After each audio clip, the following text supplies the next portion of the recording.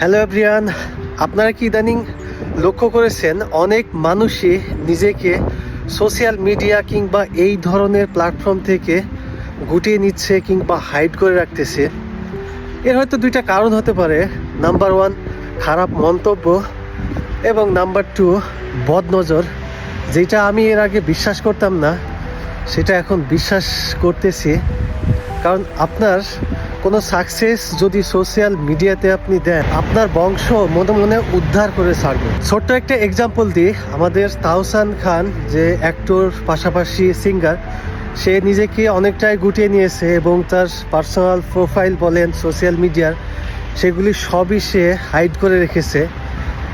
কারণ একটাই, খারাপ মন্তব্য। মানুষের যে খারাপ মন্তব্য সেটা আসলে সে নিতে পারতেছে না এই পর্যায়ে এসে।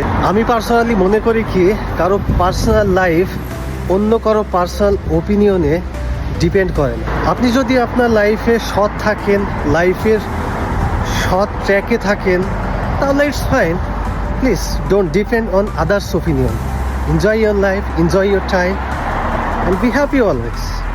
Thank you.